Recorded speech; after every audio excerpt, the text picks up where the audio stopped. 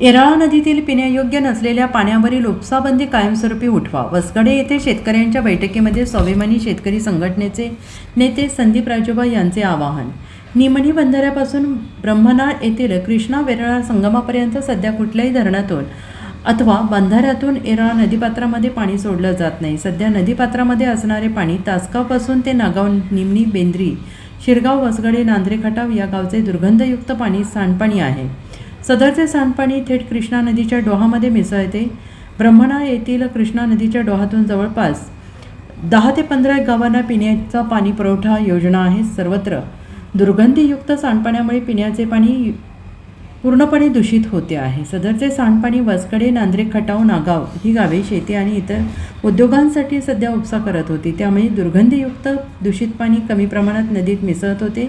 परंतु उपसा बंदीमुळे दूषित पाण्याचा धोका वाढला आहे. त्यामुळे गॅस्ट्रो आणि इतर साथीचे आजार उद्भवण्याची शक्यता आहे. तरी येरळा नदीपात्रातील दुर्गंधीयुक्त सांडपाणी उपसा बंदी रद्द करावी अशी विनंती स्वाभिमानीचे नेते संदीप राजोबा यांनी केली आहे. परंतु अधीक्षक अभियंता यांनी सदर पाणी पिण्यास अयोग्य आहे हे जरी खरे असले तरी उपसाबंदी रद्द करण्याचा संपूर्ण अधिकार जिल्ह्याच्या कलेक्टर यांचा असून आपण त्यांना भेटून माहिती द्यावी असे सांगितले. त्यानंतर जिल्हाधिकारी कार्यालयामध्ये भेटून संबंधित अधिकाऱ्यांना निवेदन देण्यात आलेलं आहे. त्याच्यावर कोणती कारवाई न झाल्यास त्वरित तीव्र आंदोलनाचा इशारा स्वाभिमानी शेतकरी संघटनेचे नेते संदीप राजोबा यांनी दिला आहे. आणि यावेळी या भागातील बहुसंख्य शेतकरी मोठ्या संख्येनं उपस्थित होते.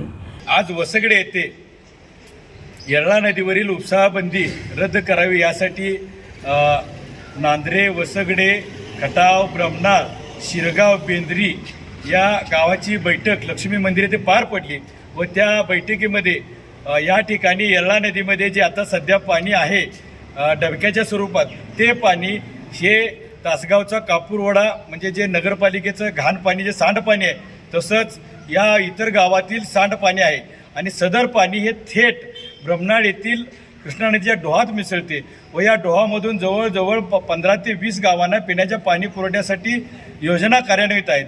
आणि हे पाणी त्या डोहामध्ये गेल्यामुळं साथीचे आजार निर्माण होण्याची शक्यता आहे.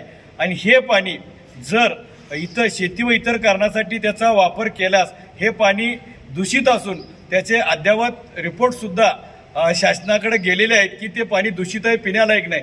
मग हे पाणी जर पिण्यालायक नसेल तर हे इतर कारणासाठी वापरावं व नदी स्वच्छ राहील.